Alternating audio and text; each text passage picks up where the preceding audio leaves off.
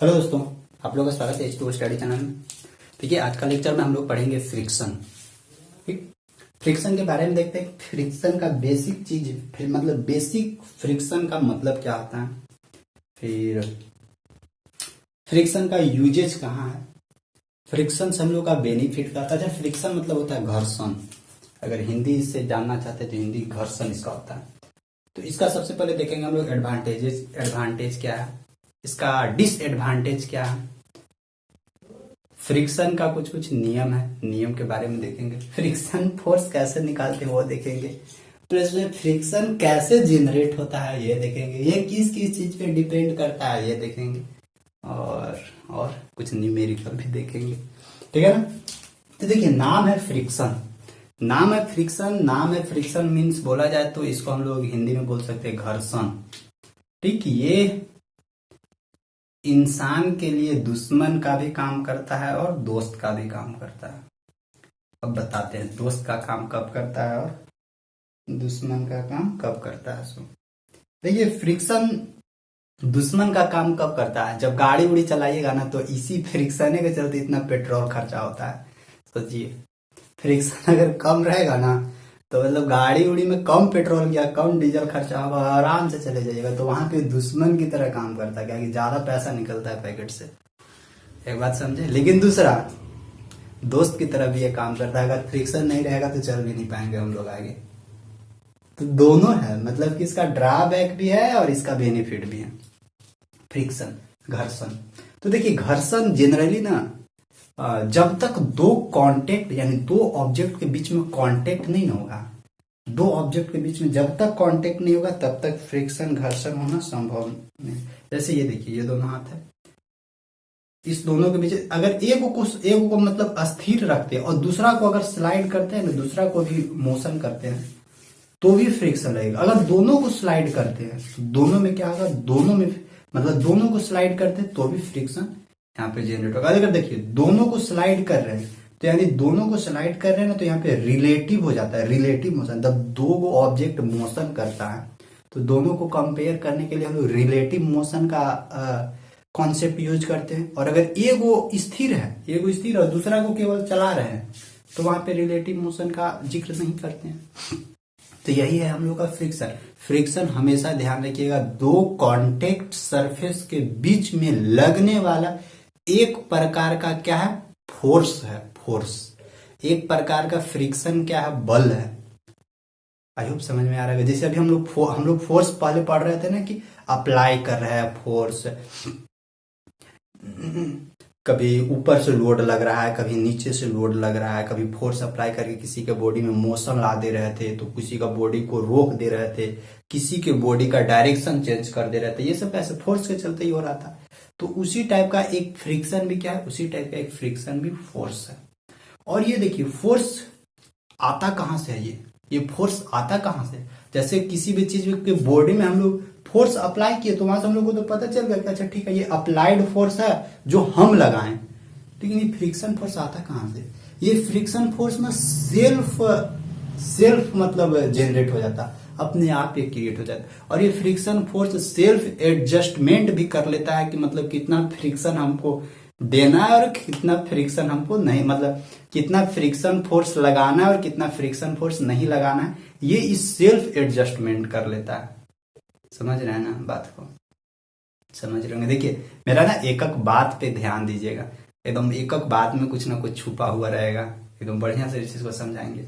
और देखिए, फ्रिक्शन के बारे में और थोड़ा सा समझते। अच्छा, यहाँ तो ये तो समझ में आ गया कि फ्रिक्शन कहाँ कहाँ लगता है, दो कांटेक्ट के बीच में लगता है, हमेशा दो कांटेक्ट के बीच में लगेगा। बॉडी चाहे अस्थिर हो, रुकल रहे, चाहे बॉडी मोशन में हो यानी गति में हो, दोनों कंडीशन में फ्रिक्शन फोर्स लगेगा, दोनों कंडीशन में फ्रिक्शन फोर्स लगेगा। अब ये देखिए, फ्रिक्शन फोर्स ना किस चीज पे डिपेंड करता है, फ्रिक्शन फोर्स किस चीज पे डिपेंड करता है। तो देखिए, फ्रिक्शन फोर्स वो जो सरफेस है ना, सरफेस का रफनेस पर डिपेंड करता है। रफनेस मतलब समझे, सरफेस कितना खुरदरा है, खुरदरा मतलब कि उबड़ खाबड़ कितना है, उस पे डिपेंड करता है फ्रिक्शन। अब देखिए, ये फ्रिक्शन को पता करना है कि सच में उबड़ खाबड़ में ज्यादा फ्रिक्शन लगता है, पता कर सकते हैं।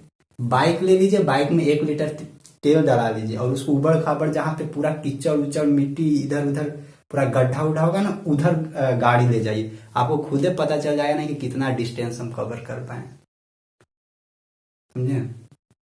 अगर वही प्लेन सरफेस रहता थोड़ा तो बहुत ज्यादा डिस्टेंस कवर कर लेते हैं। वहां पे क्या ज्यादा पेट्रोल खर्चा हो गया कम ही डिस्टेंस कवर करने में, मतलब कि फ्रिक्शन वहां पे क्या था, रफनेस था, ज्यादा था, फ्रिक्शन ज्यादा के चलते, और फिर रास्ता भी सही नहीं था जिसके चलते एडजस्टमेंट करके हम लोग आगे जाना पड़ रहा था। यहाँ पे क्या था, फ्रिक्शन भी प्लेन सरफेस पे उसके कंपेरिजन में फ्रिक्शन भी कम था, और फिर हम लोग रास्ता भी खाली था, रास्ता साफ था, आराम से आगे बढ़ रहे थे। अच्छा ठीक है, इतना तो सारा देख रहे हैं, लेकिन फ्रिक्शन फोर्स कैसे कम कर रहा है, मतलब फ्रिक्शन फोर्स किधर की ओर लग रहा है, ताकि पेट्रोल डीजल ये सब में, मतलब पेट्रोल डीजल खर्चा हो रहा है ज्यादा थोड़ा।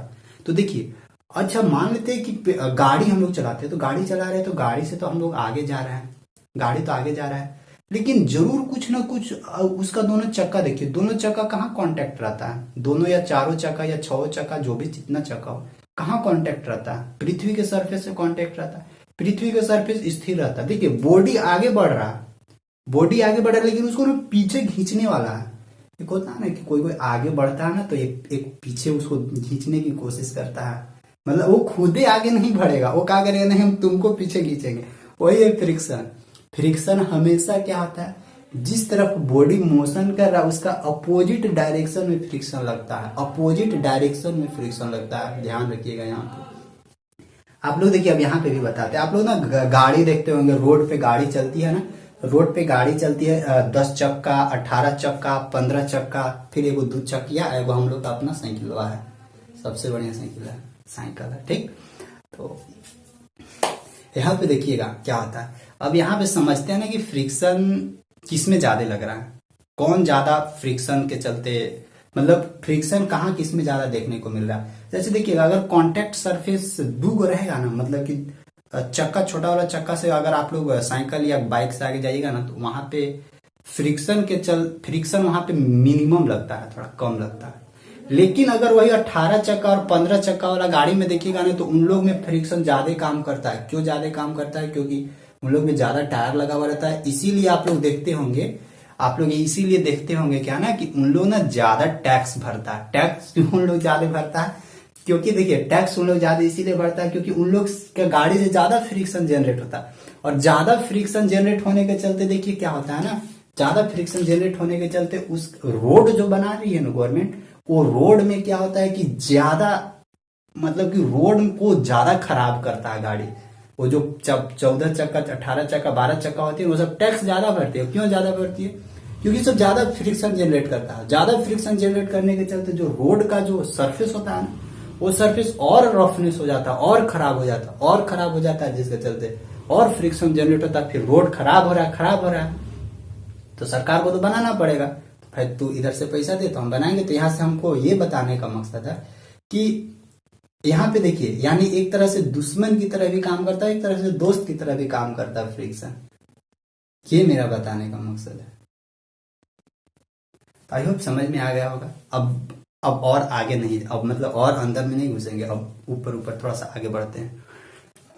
अब चलिए थोड़ा सा देखते हैं, यहाँ पे हम लोग फ्रिक्शन के बारे में समझते हैं। अब देखिए फ्रिक्शन के बारे में समझेंगे, और फिर टाइप्स ऑफ फ्रिक्शन देखेंगे, और ये फ्रिक्शन कैसे वर्क करता है ना वो देखते हैं, फ्रिक्शन कैसे काम करता है वो देखते हैं। देखिए सबसे पहला देखिए, तो फ्रिक्शन यहाँ पे हम लोग को क्या बोलता है, फ्रिक्शन का हिंदी अगर बोला जाए ना तो ये है घर्षण। घर्षण मतलब कि रगड़, रगड़, रगड़ जहां पे जनरेट होता है, रगड़ जहां पे होगा वहां पे घर्षण, उसको हम लोग बोल सकते हैं। तो ये फ्रिक्शन क्या आता है, ये क्या है, द अपोजिट फोर्स। बताएं कि ये हमेशा मोशन के अपोजिट डायरेक्शन में काम करता है। फ्रिक्शन मोशन के अपोजिट डायरेक्शन में हमेशा काम करेगा। होता है the opposite force which act in the, देखिए द अपोजिट फोर्स, ये हमेशा अपोजिट फोर्स है, हमेशा विपरीत, यानी हमेशा दूसरे को खींचने की कोशिश करता है। जो आगे बढ़ रहा है ना, ऐसी याद रखिए रियल लाइफ से, कि कोई इंसान को आगे बढ़ रहा है तो उसको पीछे खींचने वाले बहुत सारे होते हैं, अगल बगल वाले लोग। तो वो जो अगल बगल वाले लोग खींचने वाले पीछे की ओर होते हैं ना, उसी को स्पेशल नाम दे दीजिए कि वही फ्रिक्शन है। वो फ्रिक्शन की तरह वहां पे वर्क कर रहे हैं। अब भाई उससे ज्यादा हम लोग तेजी से आगे बढ़ेंगे तो फ्रिक्शन कमजोर हो जाएगा। फ्रिक्शन कमजोर हो जाएगा तो हम लोग जहां हुए रह जाएंगे, हम लोग पता चला आगे निकल गए। चलिए आगे इस पे देखते हैं आप। The opposite force which act in the opposite direction of the movement of the body. देखिए जब बॉडी मूवमेंट करती है, जैसे एक ले लेते हैं यहाँ पे, देखिए इसको समझते हैं। यहाँ पे क्या है, एक बॉडी है।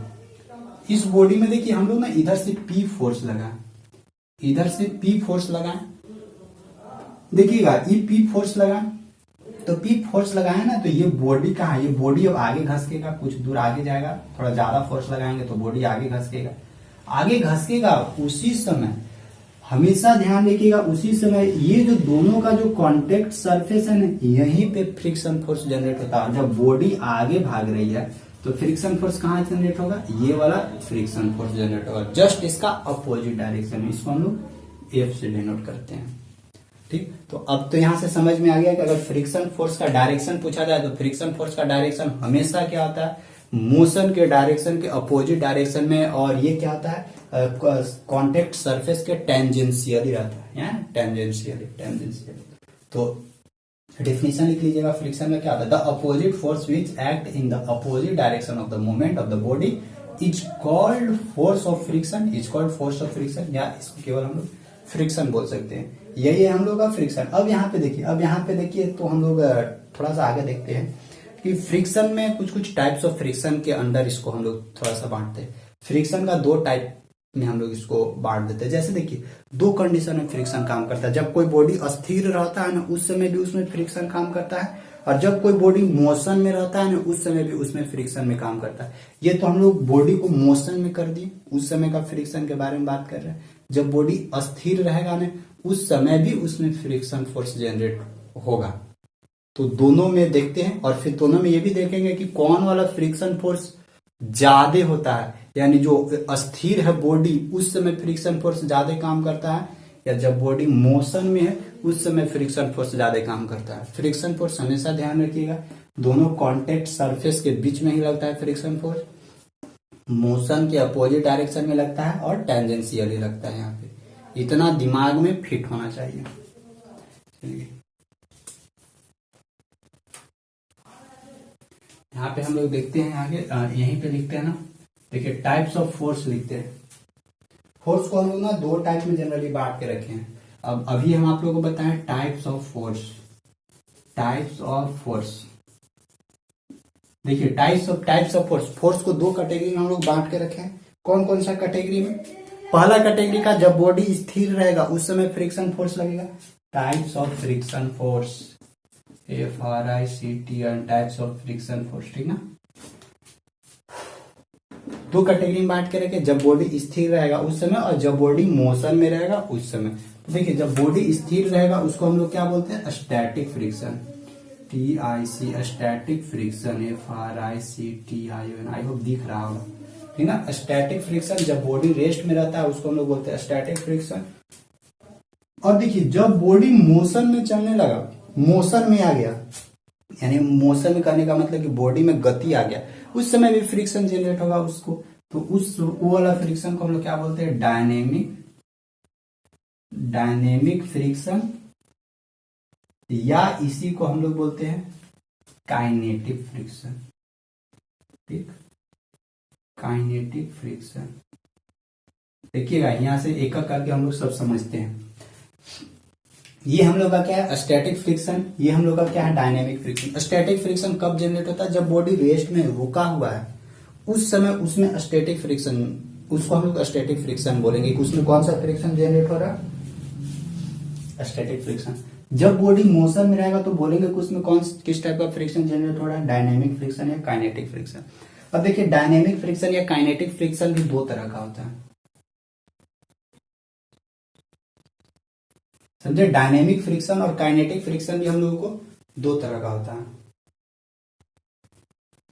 कौन कौन सा, एक होता है स्लाइडिंग फ्रिक्शन,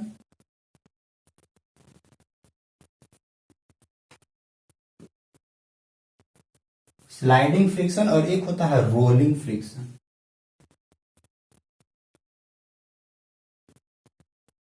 आई होप दिख रहा होगा नीचे तक, रोलिंग फ्रिक्शन।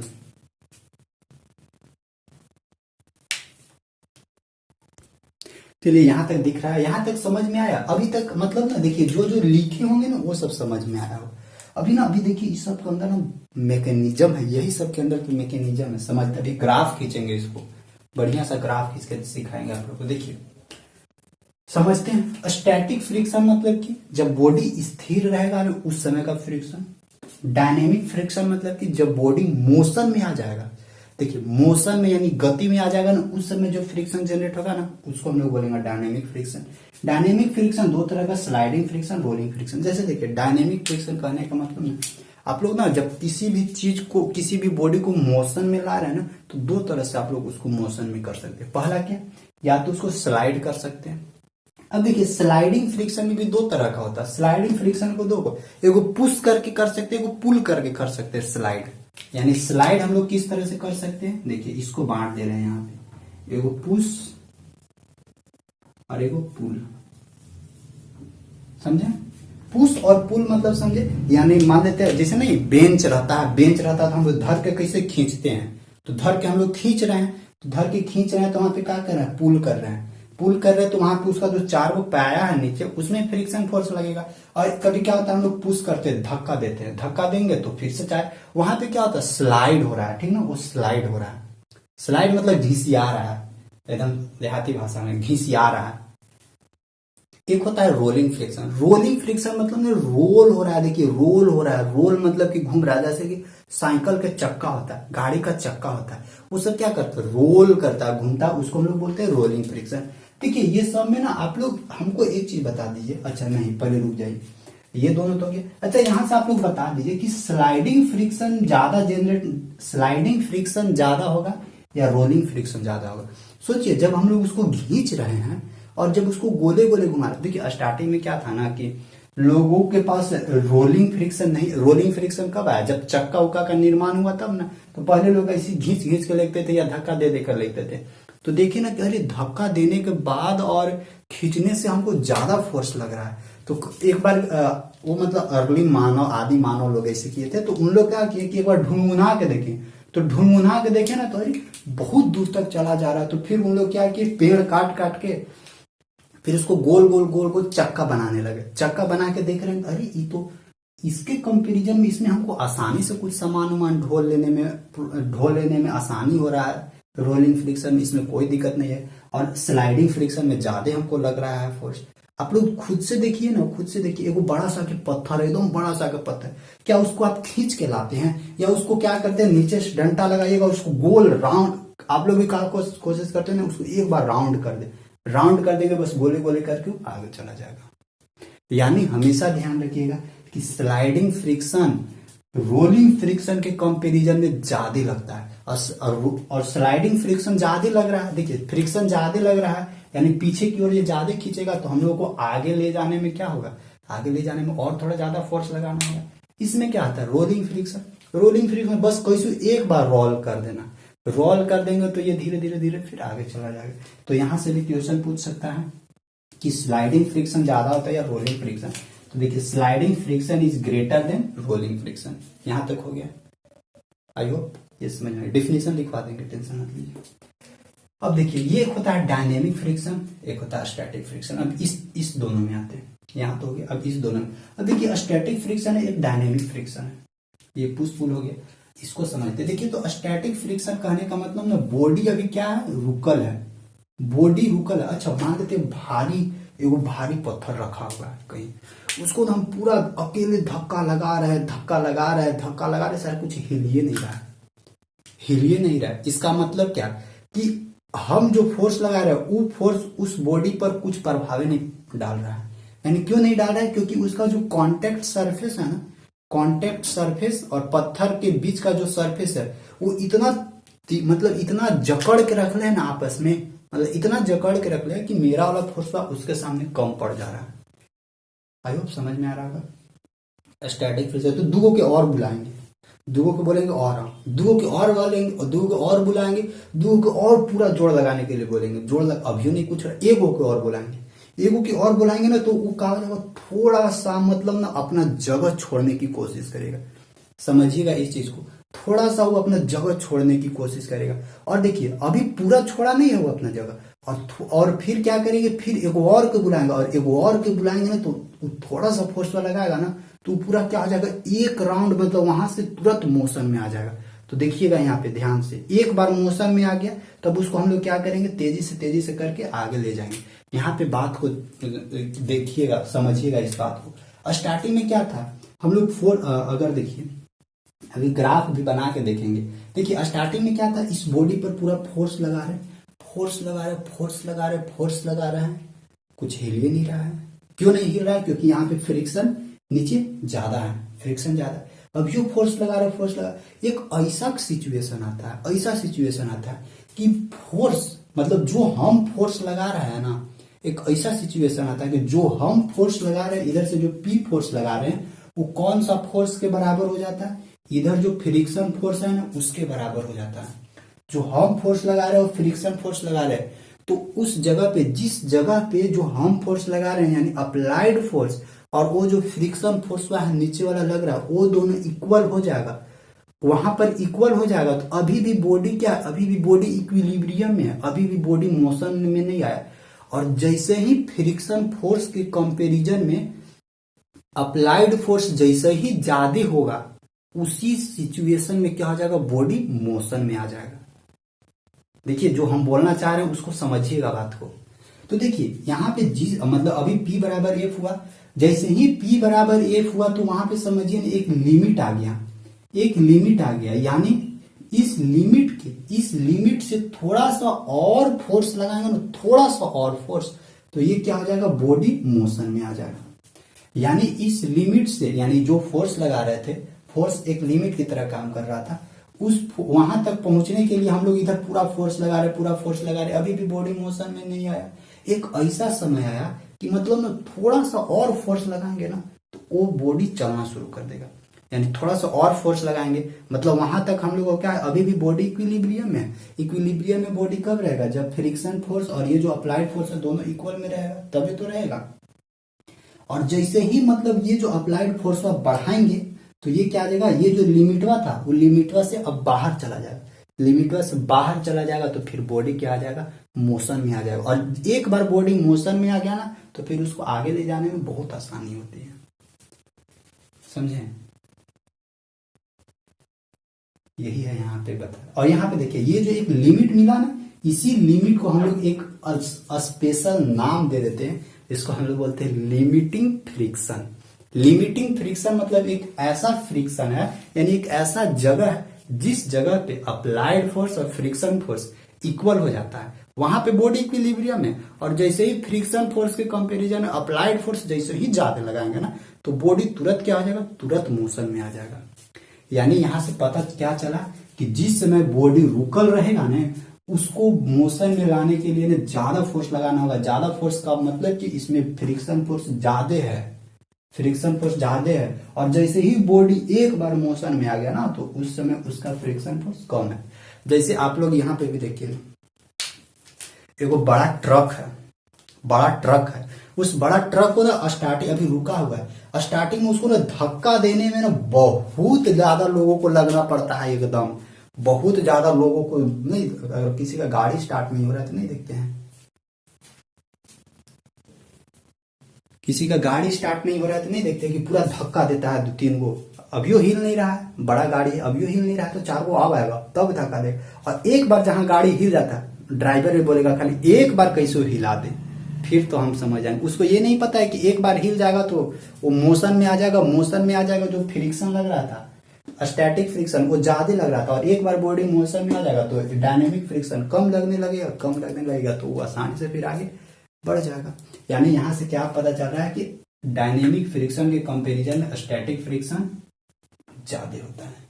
ठीक, अब यहां पे भी देखिए, अब यहां पे भी ये चीज हो गया। अब यहां पे भी देखिए लिमिटिंग फ्रिक्शन एक आया था लिमिटिंग फ्रिक्शन। यानी देखिए लिमिटिंग फ्रिक्शन, अगर लिमिटिंग फ्रिक्शन देखिए जो यहाँ पे फ्रिक्शन जनरेट हो रहा है, कैसे इसको समझिएगा, समझाते देखिए।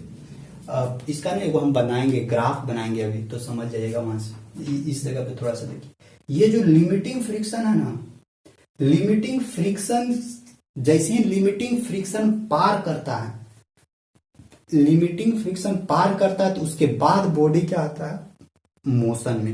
यानी अगर यहां से पूछा जाए कि बॉडी मोशन में या डायनेमिक फ्रिक्शन कब जनरेट होता है, डायनेमिक फ्रिक्शन तब जनरेट होगा जब बॉडी लिमिटिंग फ्रिक्शन को पार करेगा। यानी लिमिटिंग फ्रिक्शन को पार करेगा तब तो बॉडी मोशन में आएगा। और अगर लिमिटिंग फ्रिक्शन पार नहीं किया, लिमिटिंग फ्रिक्शन के अंदर नहीं है, उस समय वो बॉडी क्या रहेगा, रेस्ट में रहेगा। आई होप यहां समझ में आ गया होगा। और जब बॉडी रेस्ट में रहेगा उस सिचुएशन में फ्रिक्शन फोर्स क्या आता है, ज्यादा लगता है। और जैसे ही बॉडी मोशन में आ जाता है तो फ्रिक्शन फोर्स फिर कम लगने लगता है। आई होप यहां तक कुछ कुछ समझ में आ गया होगा। अब देखिए एक और करके यहाँ पे सबका एक्सप्लेनेशन है। टाइप्स ऑफ स्टैटिक फ्रिक्शन क्या था, dynamic friction, sliding friction, rolling friction. लिख लीजिएगा आप लोग अपना पॉइंट बना के। इसके बाद फिर यहाँ हम लोग इसको समझेंगे, इसको ग्राफ के थ्रू समझेंगे कि ये लिमिटिंग फ्रिक्शन क्या होता है।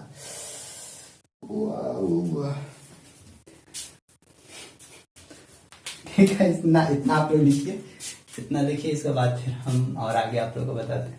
लगता है कि मतलब समझ में आ रहा होगा, क्योंकि उतना भी तो भास्ट नहीं बता रहे, बस खाली आप लोगों को ना हम समझाने का कोशिश कर रहे हैं। जो रियल में घटना घटता है ना वो समझाने की कोशिश कर रहे हैं। ताकि देखिए हम इतना अगर नहीं ना समझाएंगे तो फायदा ही नहीं रहेगा फ्रिक्शन पढ़ने का। फिर खाली ऐसे रटने से थोड़ी ना कुछ हो जाएगा। तो थोड़ा सा समझा देते हैं आप लोग को कि समझ में आ जाए। और ऐसा समझा देते हैं ना कि मतलब कि आप लोग भी किसी को समझा सकते हैं, कोई भी हो, टीचर हो या और कुछ भी हो, उन लोगों को समझा सकते हैं। चलिए स्टैटिक यहाँ लिखते हैं सबको। आप लोग ना खुद से देखिए ना, एगो पत्थर रख लीजिए इसे, मतलब आप खुद से भी एक्सपेरिमेंट कर सकते हैं। ऐसे देखिए, ऐसे रख के देखिए, यहाँ से फोर्स लगाएं, सर हिल ही नहीं रहा है, मतलब लिमिटिंग फ्रिक्शन को भी पार भी नहीं किए। अभी अब फोर्स आप बढ़ाएंगे फिर से लिमिटिंग फ्रिक्शन जैसी पार किए तैसे ही बॉडी मोशन में आ गया। तो ये सब ना खुद से भी एक्सपेरिमेंट कर सकते हैं आप लोग घर में। ईटा पत्थर ले आइए और उसको स्लाइड करवा के देखिए कि क्या होता है। सो जैसी लिमिटिंग फ्रिक्शन पार करेगा तो बॉडी मोशन में आ जाएगा। और जैसी एक बार बॉडी मोशन में आ गया तो फ्रिक्शन फोर्स थोड़ा कम हो जाता है पहले के कंपैरिजन में।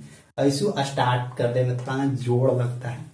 ऐसे नहीं कहते हैं कि रियल लाइफ से भी रिलेट कीजिए ना, कुछ भी नया काम कीजिएगा ना, मतलब कुछ भी स्टार्टअप कीजिएगा ना तो बड़ा कठिनाइयां आती है। फिर एक बार चल पड़ी तो फिर बोलिए मत। और टाइप्स ऑफ फ्रिक्शन था ना, सबसे पहला लिखते हैं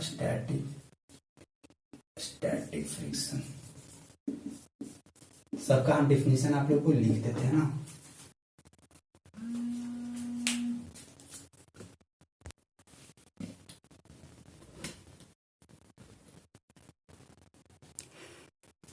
देखिए समझते हैं। अब सब तो समझ लिया, बस खाली स्टेटमेंट लिख दिया हुआ है। स्टेटमेंट उतार लीजिए सब लोग। स्टेटमेंट देखिए उतार लीजिए, या नहीं तो आप लोग एक काम कर सकते हैं, अभी कंटिन्यूअसली एक बार देख लीजिए लेक्चर, और एक बार फिर से सारा चीज आप लोग नोट्स में लिख लीजिएगा। मतलब ना आप कोशिश, ऐसे तो एक ही लेक्चर में आप लोग समझ जाते होंगे, लेकिन रिपीट करते रहिएगा, नहीं तो ये सब सारा चीज भूलने वाला चीज है। तो ये सब नहीं, एक रिपीट करते रहिएगा ना तो भूल जाइएगा ये सब, समझे। और पढ़ाई कीजिए, अपने आप को ठगिएगा मत, समझे ना। नहीं तो बहुत लोग होते हैं जो मतलब ना खुद को ही ठग देते हैं। दूसरे को क्या, खुद को ही मतलब बोलेंगे ठीक है पढ़ेंगे और उसी के चक्कर में नहीं भी पढ़ पाते हैं और समय निकल जाता है। और फिर देखिए आप अभी मैकेनिक्स खत्म होगा, या जो भी अभी फ्रिक्शन ये है, ये मैकेनिक्स का ही पार्ट है ना फ्रिक्शन। तो देखिए अभी ये खत्म होगा तो फिर ये सब मिलने वाला नहीं है, ये सब फिर मिलने वाला नहीं है, समझ लीजिएगा। बस खाली इसका यूजेज होगा, बहुत खतरनाक इसका यूजेज होगा आगे एकदम। तो ये सब नहीं पढ़िएगा ना तो बहुत प्रॉब्लम होगा। चलिए देख लेते हैं।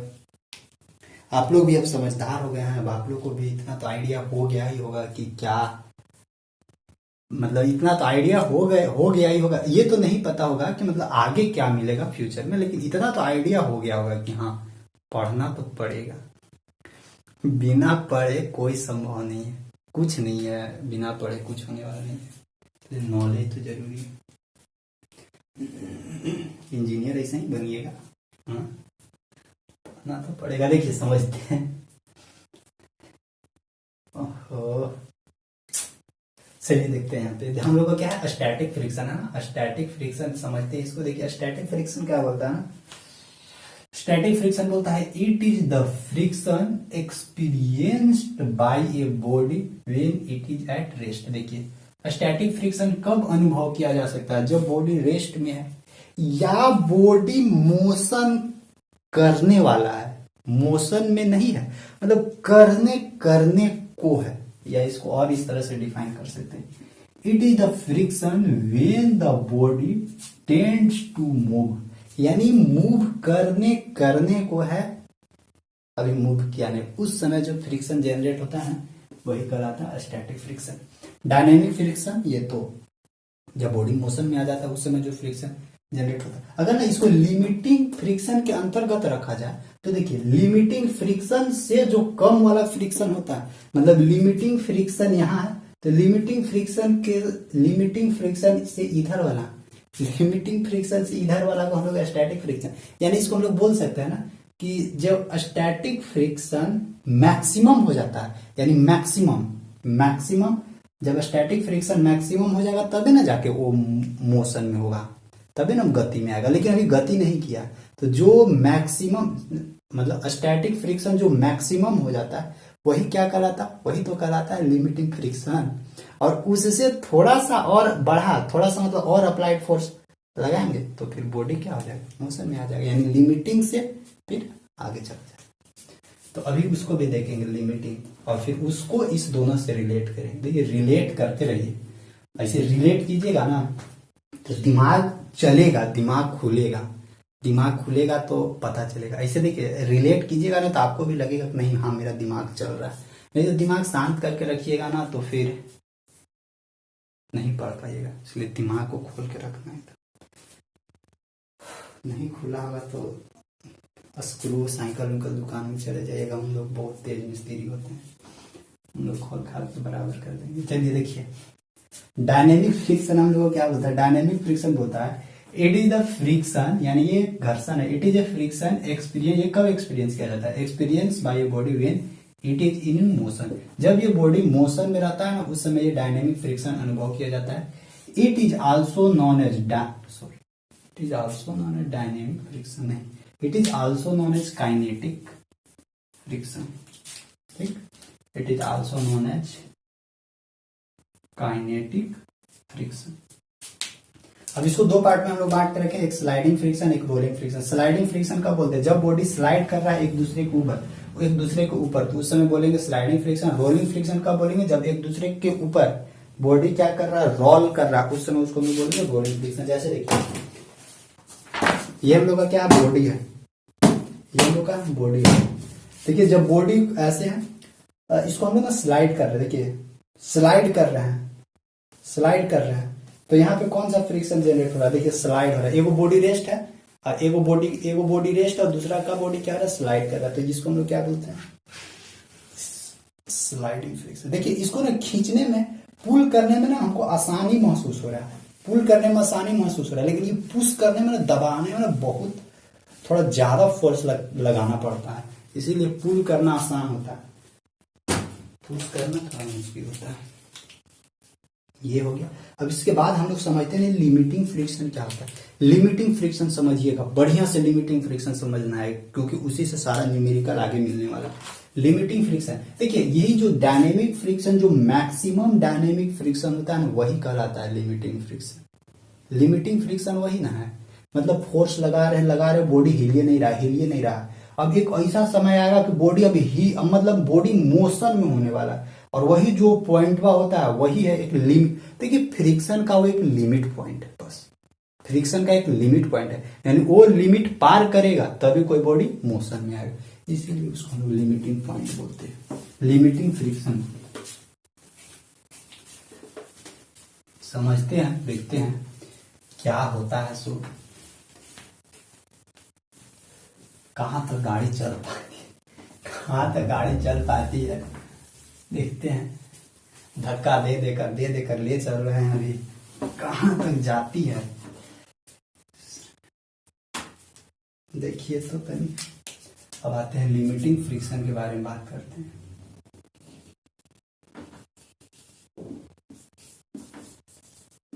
लिमिटिंग फ्रिक्शन का अगर डिफिनेशन लिखना हो तो आप लोगों को अगर लिखने के लिए बोला जाए तो आप लोग क्या लिखिएगा?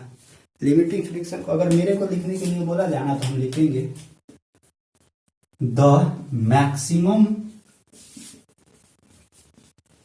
स्टैटिक फ्रिक्शन, जो मैक्सिमम स्टैटिक फ्रिक्शन होता है, the maximum static friction is known as limiting friction. देखो ना, एक ग्राफ बनाते हैं।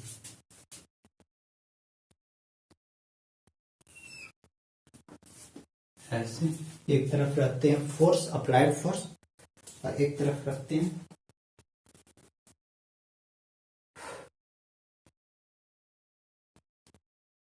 फ्रिक्शन।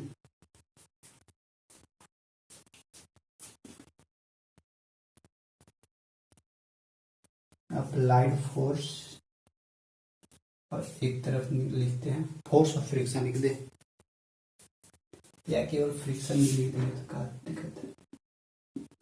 अरे एगो कोई क्या बॉडी है, एगो कोई बॉडी है, ठीक। देखिएगा हम लोग क्या कर रहे हैं, फोर्स बढ़ाएंगे, फोर्स बढ़ाएंगे, इधर फोर्स बढ़ाएं तो वो बॉडी में क्या होगा, फ्रिक्शन। मतलब कि क्या है कि वो भी बॉडी थोड़ा सा हिलने की कोशिश करेगा, मतलब अभी मोशन में नहीं आया, अभी बॉडी रेस्टे में है।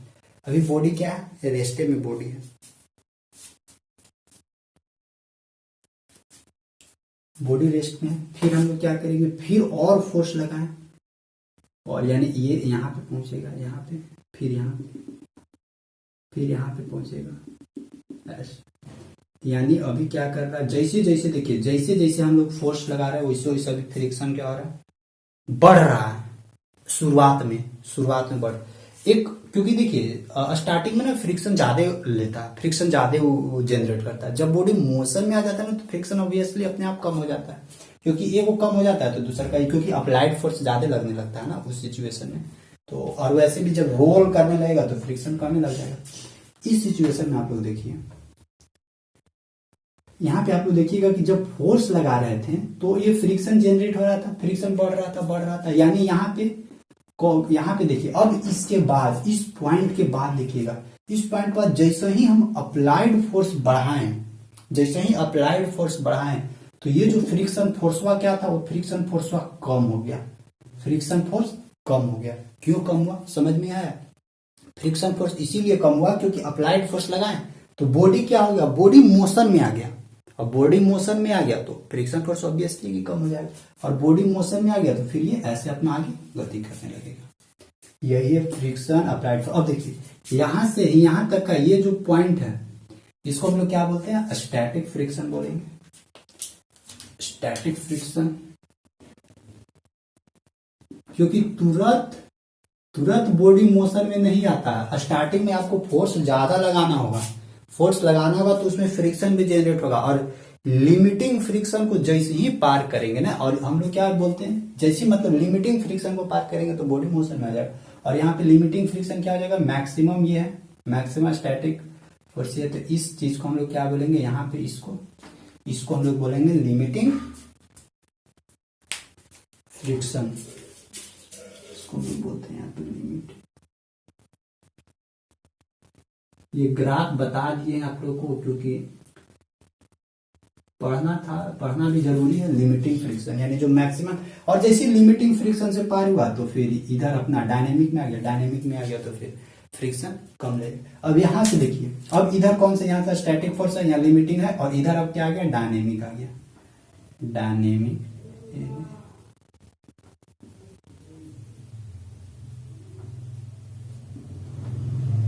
फ्रिक्शन। अब देखिए यहां से आखिर आपसे पूछा जाएगा कि लिमिटिंग फ्रिक्शन और डायनेमिक फ्रिक्शन में क्या रिलेशन है।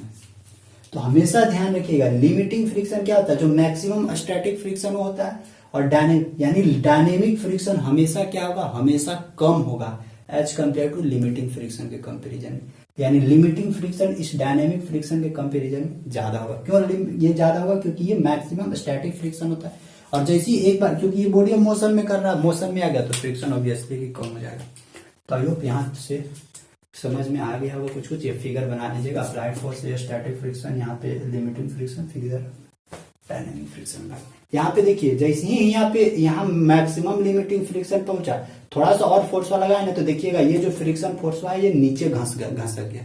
नीचे घसकने का मतलब कि फ्रिक्शन फोर्स अब कम हो गया। कम क्यों हुआ, क्योंकि बॉडी मोशन में आ गया, समझे। इसीलिए स्टार्टिंग में थोड़ा सा ज्यादा जोड़ लगता है, फिर कंटिन्यूअसली हो जाता है ना, तो फिर ज्यादा उतना जोड़ मतलब कि वही फोर्स थोड़ा ज्यादा नहीं लगता है फिर। तो इसको छापिए अच्छा से सब लोग, छापिए। यहां से लिख दे रहे हैं काइनेटिक फ्रिक्शन या डायनेमिक फ्रिक्शन। लिखते हैं काइनेटिक, ये सब एक मार्क्स का पूछेगा। Kinetic friction is less than the kinetic friction is less than the limiting friction ना, या kinetic friction is smaller than the भी लिख सकते हैं, या लेस कुछ भी लिख सकते हैं, कोई दिक्कत नहीं, दोनों मतलब तो कम ही होता है। स्मॉलर देन द, मच्छर कितना कटे शरीर में तो जाने नहीं है, कहा चूस रहा है। Kinetic friction is smaller than the limiting friction. इन लोग को भी ना क्या बोला जाए, चलिए लिखिएगा, इसको लिखिए। Kinetic friction is smaller than the limiting friction, यही है काइनेटिक, यही है हम लोग का लिमिटिंग फ्रिक्शन। आई होप यहां तक समझ में आ गया होगा।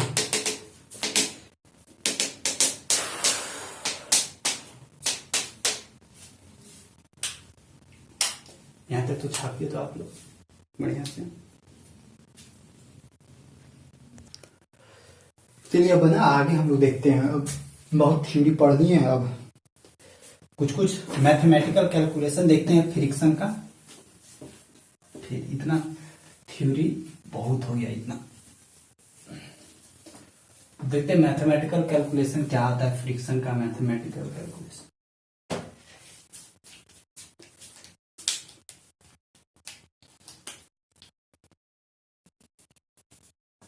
मैथमेटिकल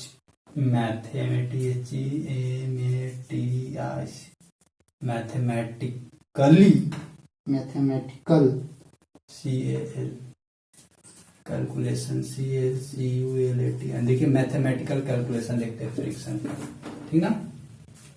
देखिए तो यहाँ पे एक सरफेस है,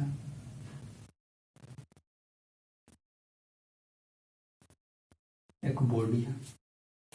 इस बॉडी का तो कुछ तो अपना वेट होगा ना, तो वेट इसका सेंटर पे लग रहा होगा। CG याद करिए CG भी पढ़ाया हुआ, CG centre of gravity, centre of gravity.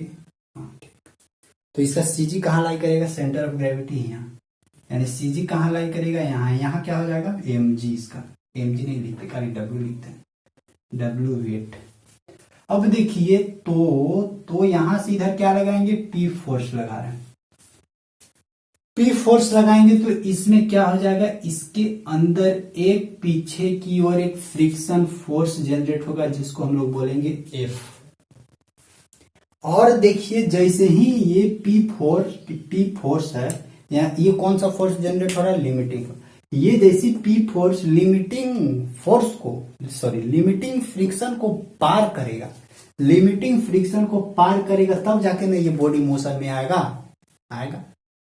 जब जैसे ही पार करेगा तब बॉडी मोशन में आएगा। यानी यहां से यानी ये जो फ्रिक्शन, अच्छा ये जो इसका वेट है ना, ये एक ऊपर में एक रिएक्शन देता है। देखिए ये रिएक्शन बहुत इंपॉर्टेंट है, जहां जो, क्योंकि ये देखिए ये बॉडी नीचे की ओर ये लगा रहा है, फोर्स लगा रहा है, तो जब नीचे की ओर फोर्स लगा रहे हैं तो न्यूटन थर्ड लॉ के अनुसार ये थोड़ा ऊपर की फोर्स लगाएगा, नीचे बराबर ऊपर, बस खाली डायरेक्शन अपोजिट रहेगा। यानी इसको हम लोग बोलते हैं ये रिएक्शन। देखिए इस वेट से ज्यादा हम लोग का ये रिएक्शन जरूरी है, ठीक। यानी ये जो फ्रिक्शन फोर्स जो ये जनरेट हो रहा है ना, ये फ्रिक्शन फोर्स किसके, ये फ्रिक्शन फोर्स जो जनरेट हो रहा है ये इस रिएक्शन का, यानी ये जो जितना नीचे फोर्स लगा रहा है, इस ये जो जितना इसका नीचे वेट है, इस वेट का जो रिएक्शन लग रहा है ऊपर, उस रिएक्शन का ये फ्रिक्शन फोर्स डायरेक्टली प्रोपोर्शनल होता है। और ये फ्रिक्शन फोर्स किस पे डिपेंड करता है, ये पी फोर्स पे डिपेंड करता है, समझे। अगर ज्यादा यानी बॉडी मोशन में आ जाएगा तो ये फ्रिक्शन फोर्स कम हो जाएगा। यानी ये जो यहाँ पे फ्रिक्शन फोर्स है F is directly proportional to R, F is directly proportional to are.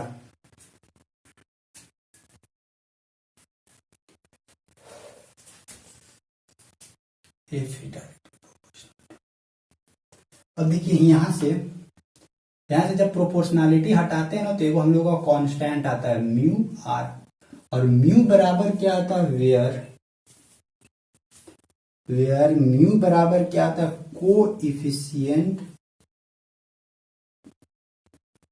Coefficient of friction force, coefficient of friction.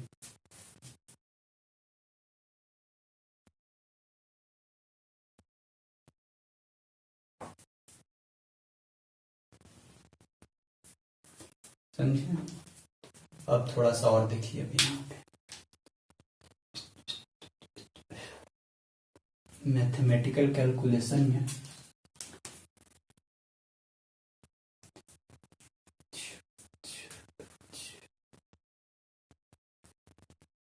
यहाँ पे हम लोग क्या कर रहे हैं, ये फोर्स से इसको हम लोग, इसका लाइन ऑफ एक्शन आगे भागेगा,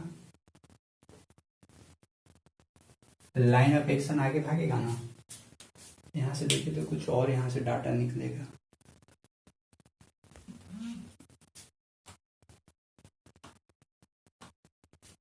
यहां से देखिए, यहां से ठीक है ना, इसको लाइन ऑफ एक्शन आगे हम लोग ले जाते हैं पी, फिर ना इसको इधर से पीछे से मिटाते हैं, ठीक। अब देखिए यहाँ पे हम लोग का क्या लग रहा है, इधर लग रहा है फ्रिक्शन फोर्स, इसका इधर रिजल्टेंट यहाँ मान कर चल रहा है ना, इसको इस फ्रिक्शन फोर्स को यहाँ ले आए, ट्रांसफर कर दिए, कोई दिक्कत नहीं है, यहाँ फ्रिक्शन फोर्स। अब देखिए ये जो रिजल्टेंट है, ये जो सॉरी ये रिजल्टेंट नहीं है, ये क्या है, रिएक्शन है ना, ये रिएक्शन है इसका, तो अच्छा इसको आर से नाम दे दिया ना।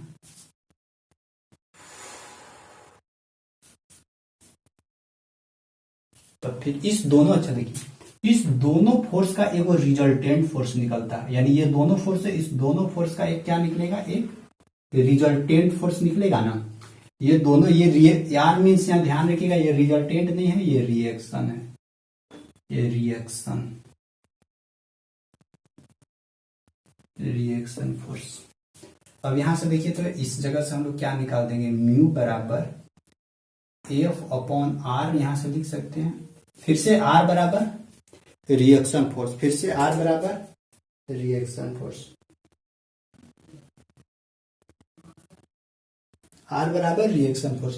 अब देखिए इस आर रिएक्शन फोर्स और ये जो फ्रिक्शन फोर्स, इस दोनों का ये क्या बता रहे, इस दोनों का ये रिजल्टेंट फोर्स बता रहा है, LTANT रिजल्टेंट फोर्स बता रहा है, resultant force of R and F का ये रिजल्टेंट फोर्स शो कर रहा है। अब यहाँ पे थोड़ा सा लिखिएगा, देखिए ये जो रिएक्शन फोर्स है, यहाँ पे देखिए तो ये जो रिएक्शन फोर्स है और ये जो रिजल्टेंट फोर्स, इस दोनों के बीच में एक एंगल बनता है जिसको हम लोग बोलते हैं अल्फा, और ये अल्फा को हम लोग एक स्पेशल नाम देते हैं, अल्फा बराबर angle of friction, angle of FRICTION, ठीक ना, एंगल ऑफ फ्रिक्शन। अभी देखते जाइए अभी और आगे क्या क्या होता है, मैथमेटिकल कैलकुलेशन है ये सब।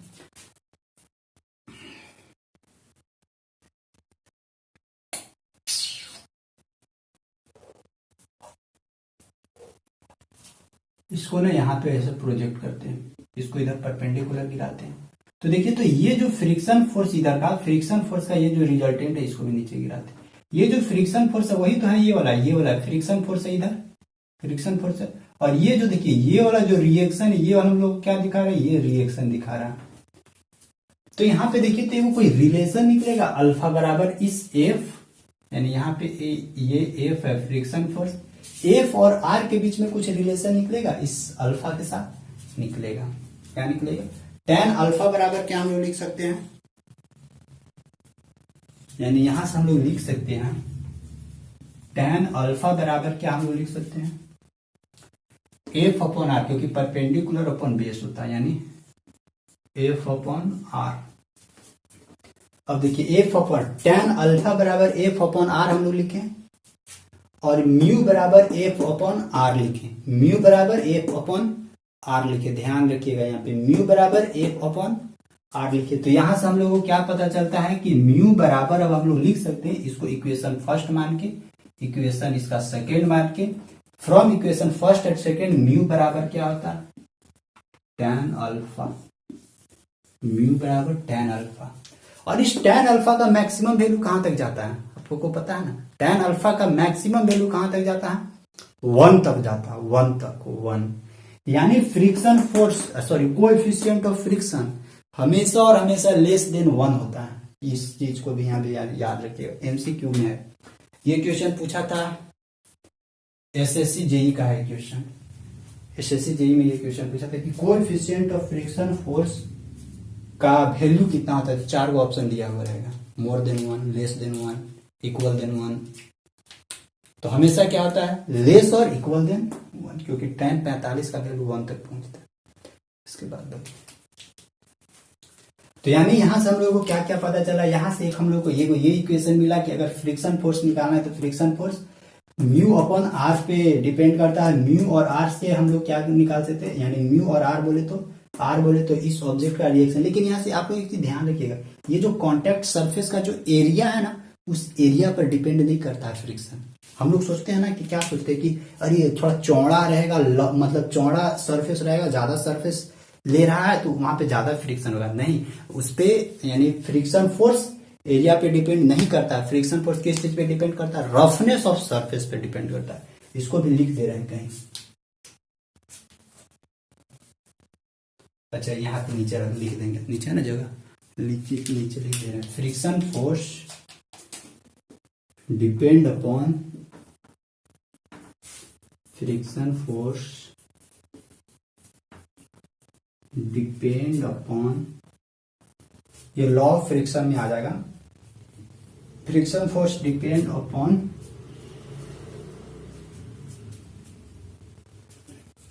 Roughness of surface,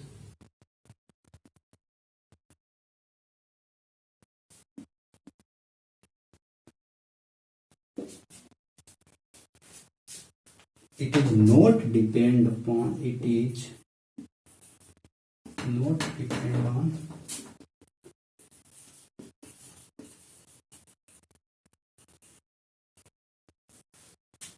area of contact surface। हो गया, इस चीज को लिख लीजिएगा आप। यानी यहां से हम लोग क्या मिला, फ्रिक्शन फोर्स बराबर म्यू आर मिला, म्यू बराबर एफ अपॉन आर लिख सकते हैं। यहां से ये भी पता चला कि वो tan अल्फा, यानी अल्फा बराबर क्या हम लोग, अल्फा बराबर एंगल ऑफ फ्रिक्शन, जहां जो फार्मूला यूज करना होगा हम लोग आराम से यूज कर सकते हैं। tan अल्फा बराबर क्या होता है, एफ अपॉन आर। यहाँ से हम लोग इस दोनों इक्वेशन से ये भी पता है कि वो म्यू बराबर tan अल्फा भी होता है, यानी coefficient of friction, coefficient of friction is equal to tan alpha, where alpha is equal to the friction, angle of friction. तो ये हो गया। अब यहां से ना एक और हम लोग को एक वर्ड देखने को मिलेगा, angle of repose. Angle of repose क्या होता है, देखिए एंगल ऑफ रिपोज और एंगल ऑफ ये एंगल ऑफ फ्रिक्शन दोनों इक्वल होता है। तो उसको भी देखिए लेते हैं, एंगल ऑफ रिपोज क्या होता है, प्रूफ करते रहे उसको भी कि दोनों इक्वल कैसे होता है उसमें। देखिए एंगल ऑफ रिपोज क्या होता है, दोनों देखिए या तो एंगल ऑफ फ्रिक्शन या एंगल ऑफ रिपोज दोनों इक्वल है। देखिए एंगल ऑफ रिपोज कब हम लोग बोलेंगे कि एंगल ऑफ रिपोज हो रहा है, जैसे देखिए, ये देखिए ये सरफेस था, ये देखिए ऐसे सरफेस है ना, इस पे हम लोग क्या किया, ऐसे वो बॉडी रखते हैं, देखिए इसके ऊपर बॉडी है, और इस सरफेस को हम लोग क्या कर रहे हैं, जो जो सरफेस को रखे हैं इसके कंपैरिजन में ये जो हाथ है ना, हाथ को देखिएगा, हाथ को हम लोग क्या कर रहे हैं, ऐसे ऐसे ये कर रहे हैं, स्लाइड कर रहे हैं, मतलब कि कुछ एंगल बना रहे हैं। देखिए एंगल कुछ नीचे बन रहा है, और नीचे कितना एंगल बना, देखिए नीचे जितना एंगल बना ताकि गिर गया, यानी कितना इस जगह पे कितना एंगल बना, जो यहाँ पे एंगल बनता है, और को मतलब जैसे ही ऊपर से बॉडी नीचे स्लाइड करने लगेगा, और जो इस सरफेस से यहाँ पे एंगल बना ना, वही वाला कहलाता है एंगल ऑफ रिपोज। देखिए एंगल ऑफ रिपोज के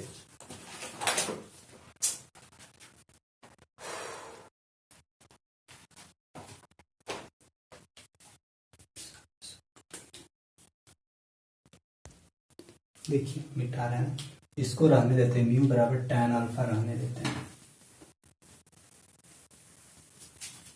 जरूरी पड़ेगा। रखिए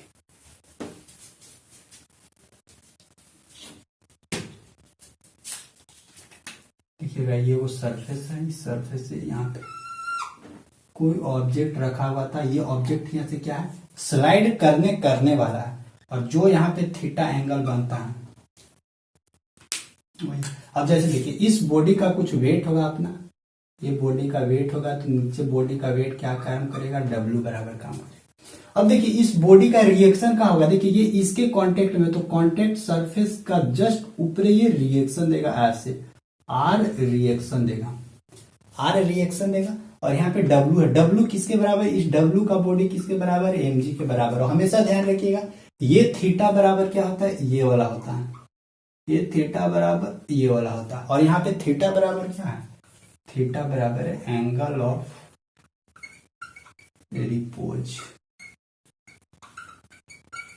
ठीक, अब देखिएगा इसको ना हम लोग प्रूफ करते हैं, यहाँ पे देखिए ये जो थी, तो इस W बराबर mg को ना हम लोग ब्रेक करते हैं, तोड़ते हैं दो कंपोनेंट के फॉर्मेट में।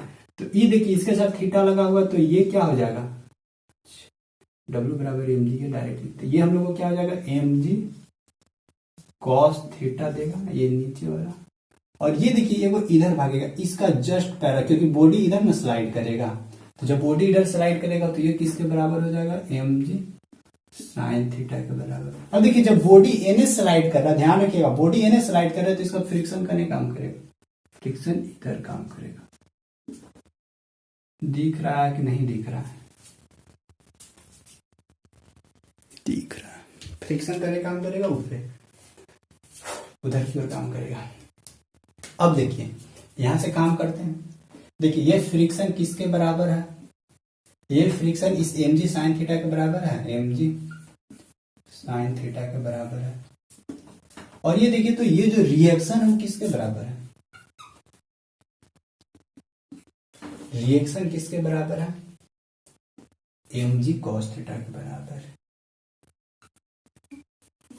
अब इस दोनों इक्वेशन को क्या करते हैं, हम लोग डिवाइड करते हैं, तो डिवाइड करेंगे तो क्या मिलने वाला है, F अपॉन R बराबर mg sine theta upon mg cos theta, ये cancel out, sine theta upon cos theta बराबर tan थीटा।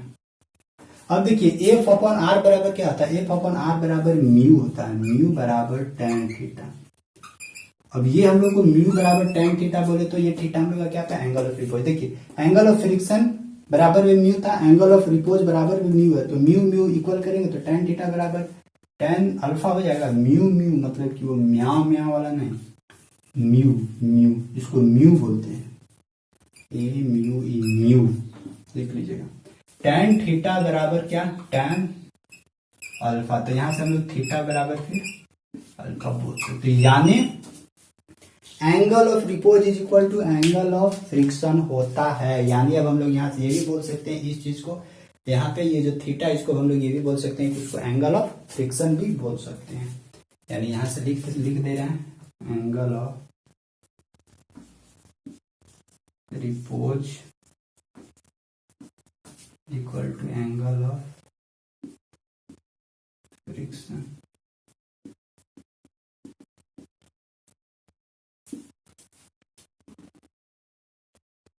या नहीं तो क्या कर सकते हैं ना,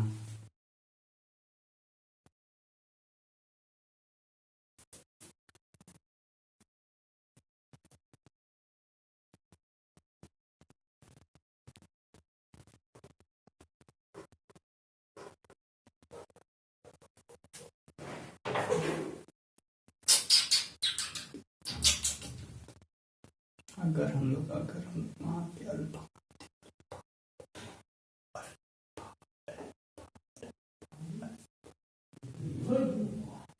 ठीक है जी।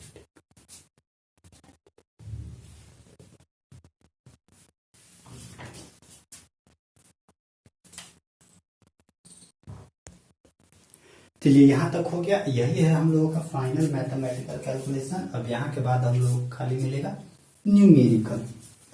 तो न्यूमेरिकल देखते हैं हम लोग पूरा एक करके एकदम।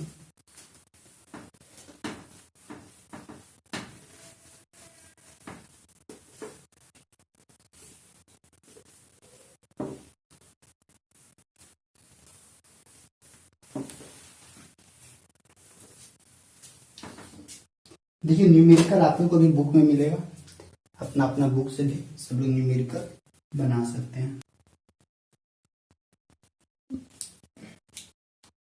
देखिए दो न्यूमेरिकल है, आसान आसान न्यूमेरिकल है, पहले सिंपल सिंपल देख लेते हैं, इसके बाद फिर और हार्ड हार्ड मिलेगा न्यूमेरिकल यहाँ पे बहुत।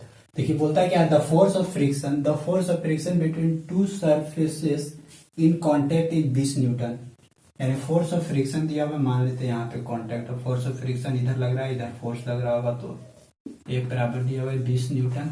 And calculate the coefficient of friction mu calculate करने के लिए बोल रहा है, जबकि नॉर्मल रिएक्शन दिया हुआ है 100 न्यूटन। Normal reaction 100 Newton. तो क्या आता है, F is directly proportional to R होता है नॉर्मल रिएक्शन आर, और प्रोपोर्शनलिटी हटाते हैं तो एफ बराबर क्या आता है, म्यू आर आता है। हम लोग को म्यू पूछ रहा है, म्यू बराबर एफ कितना, एफ है 20 अपॉन ये रिएक्शन कितना है 100, 20 एकम 20, 20 25 100, यानी 5 दूनी की 10, 0.2 होता है। और ये देखिए ये क्या है, यूनिट लेस है, इसका कोई यूनिट नहीं होता है कोएफिशिएंट ऑफ फ्रिक्शन। ये आंसर हो गया। इसको देखते हैं सेकंड क्वेश्चन, देखिए क्या बोलता है। फर्स्ट क्वेश्चन को मिटा देते हैं, सेकंड क्वेश्चन को यही बनाते हैं। सेकंड क्वेश्चन देखिए क्या है इसमें।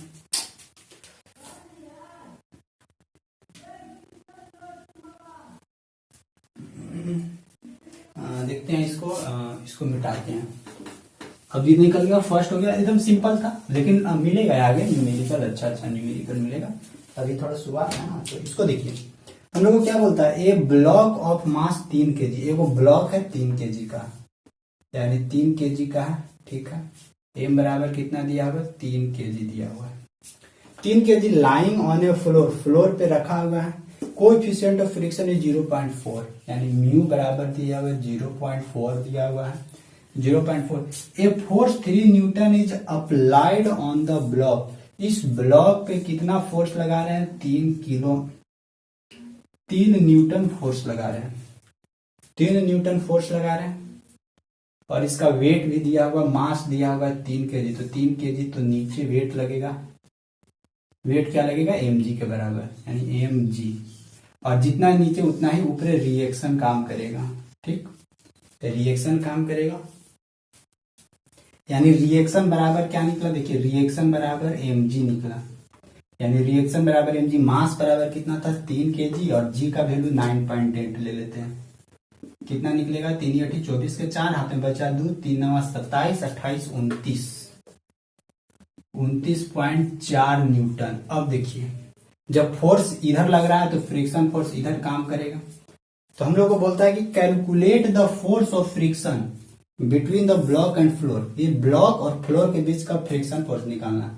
तो फ्रिक्शन फोर्स बराबर क्या होता है, म्यू आर होता है ना, म्यू बराबर कितना है 0.4 गुने आर, रिएक्शन कितना निकला 29.4, कितना निकलेगा, सो देखिए 4 का 16, 4 9 चौका 36, 1 37 के 7 हाथ में बचा 3, 4 दूनी 8, 9 10 11 यानी 1 और 1 2, 1 और 1 2, 11.76 न्यूटन।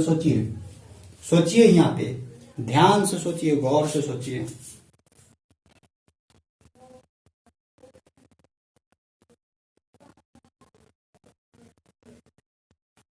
क्या सोचना है यहाँ पे कि friction force, FRICT on friction force, friction force कितना निकला 11.76 न्यूटन।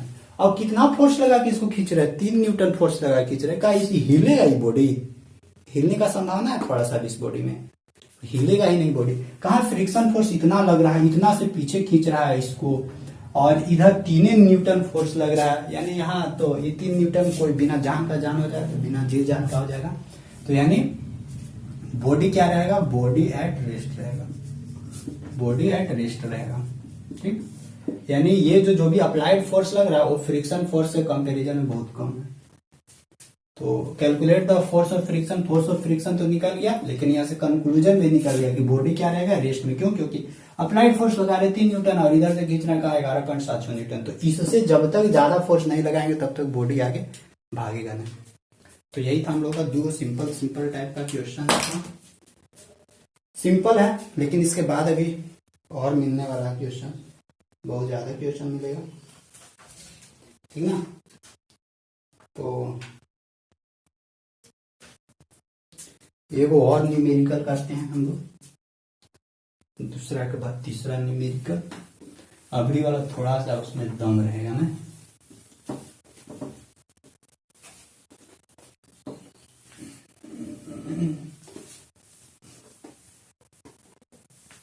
देखिए एक और करते हैं।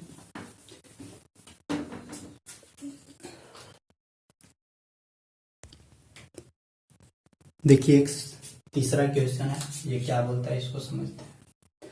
देखिए बोलता है कि a body of weight 300 newton is lying on a rough, एक बॉडी का वेट है 300 न्यूटन है, lying on a rough surface, rough horizontal plane having a coefficient of friction is 0.3। यानी 300 न्यूटन का एक बॉडी है, ऐसे यहाँ पे रखते हैं 300 न्यूटन का, तो इसका वेट नीचे लग रहा होगा 300 न्यूटन, रिएक्शन भी इसी के बराबर होगा।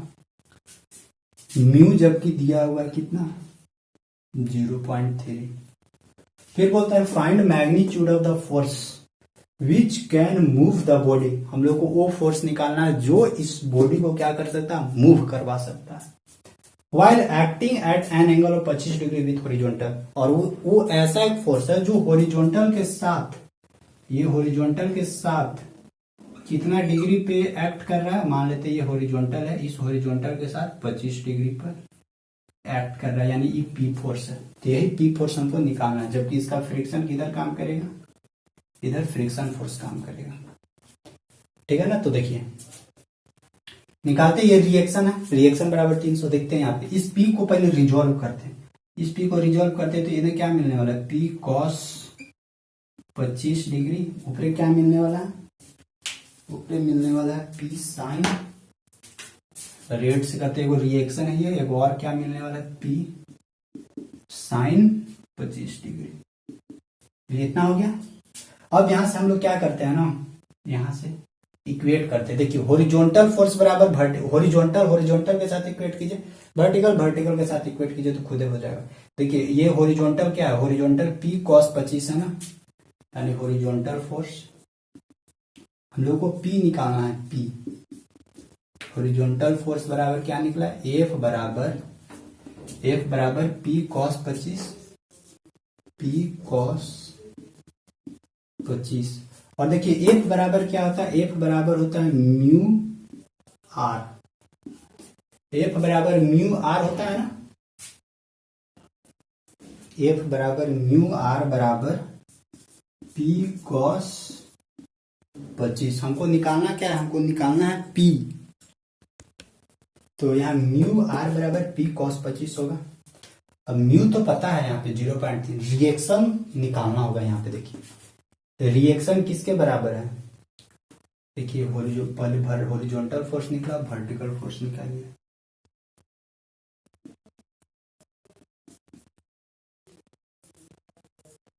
वर्टिकल फोर्स देखिए किसके किसके बराबर है, यानी ये दोनों किसके बराबर, इस 300 न्यूटन के बराबर, यानी R प्लस P sin 25 बराबर 300 न्यूटन। ठीक, तो यहां से R रिएक्शन निकालना होगा, रिएक्शन बराबर क्या निकलेगा, 300 माइनस P sin 25 का वैल्यू कितना होगा, रख देने में बेनिफिट है। sin 25 का वैल्यू आई होप समझ में आ रहा होगा, करना कुछ नहीं था, खाली बराबर कर देना था, ऊपर ऊपर बराबर कर देना और सामने सामने बराबर कर देना। P का sin 25 का वैल्यू आ रहा है 0.42, P गुने 0.42 4226 0.4226। ठीक है, अब ये देखिए ये रिएक्शन इतना टोटल निकला, ये वाला रिएक्शन यहाँ रखेंगे, समझे ना, ये वाला रिएक्शन यहाँ रखेंगे और इसके साथ फिर P मिलेगा, तो फिर अब ये रिएक्शन यहाँ पे उठा कर रखेंगे, तो क्या है यहाँ पे म्यू, रिएक्शन कितना निकला था, अच्छा म्यू का ना वैल्यू डाल देते हैं 0.3,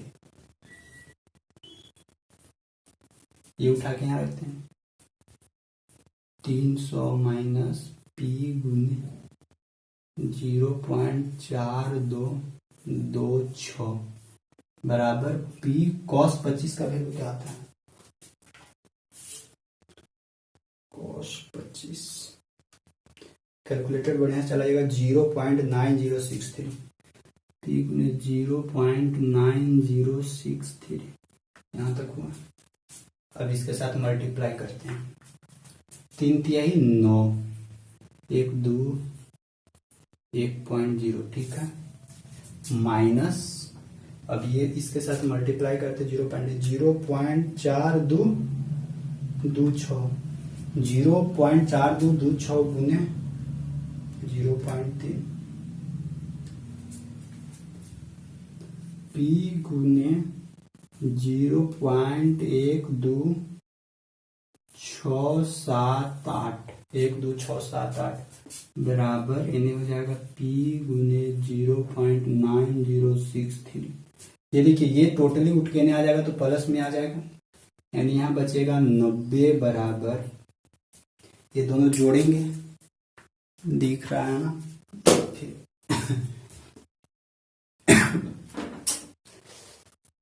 0.1267 प्लस करते हैं,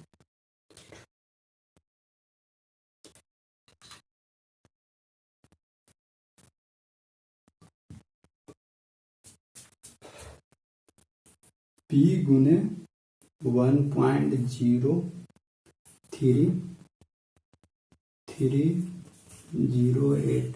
अब यहां से P का वैल्यू निकालना है, तो P बराबर क्या हो जाएगा, 90 अपॉन में ये वाला नीचे घुस जाएगा, 1.033 मतलब 03308 बराबर कितना फोर्स निकलेगा, 90 अपॉन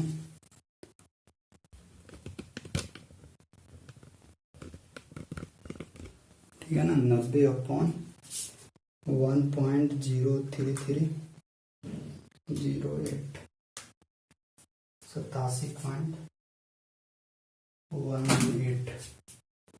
87.118 न्यूटन क्या हो जाएगा, इतना फोर्स लगाना होगा तब जाके बॉडी क्या करेगा, आगे मूव करेगा। ठीक, अब देखिए P इतना, तो फ्रिक्शन फोर्स कितना जनरेट होगा, तो P गुने cos 25, फ्रिक्शन फोर्स भी निकाल लेते हैं। देखिए फ्रिक्शन फोर्स कितना, फ्रिक्शन फोर्स के कंपैरिजन में ये ज्यादा ही है क्योंकि ये अप्लाइड फोर्स है ना, यानी P इतना है ना, तो देखिए 87.118 गुने cos 25 तो F निकल जाएगा ना फ्रिक्शन फोर्स।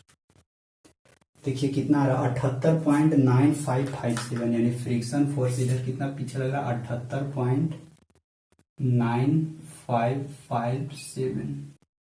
देखिए इतना लग रहा है, ये फ्रिक्शन फोर्स पीछे खींच रहा है, और जबकि आगे की ओर ये P कितना फोर्स लग रहा है 87.118 न्यूटन। तो बॉडी कहाँ भागेगा, बॉडी आगे ही भागेगा, पीछे तो भागेगा नहीं, यानी बॉडी तो अब स्थिर रहेगा नहीं, बॉडी मूव करेगा। ठीक है, तो यही था हम लोगों का फुल न्यूमेरिकल एक डिटेल से। इसी तरह का और हम लोगों का न्यूमेरिकल मिलने वाला है। इसको हम लोग क्या करते हैं, थोड़ा सा मिटा देते हैं, देख लीजिए।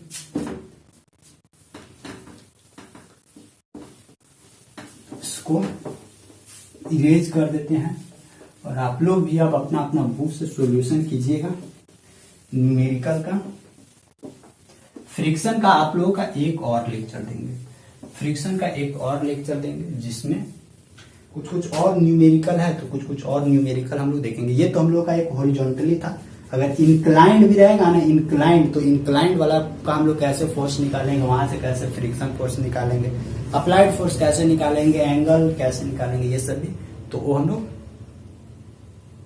नेक्स्ट लेक्चर में अच्छे से कवर करेंगे। ठीक, बस इस लेक्चर को यहीं तक रखते हैं। Thank you, bye.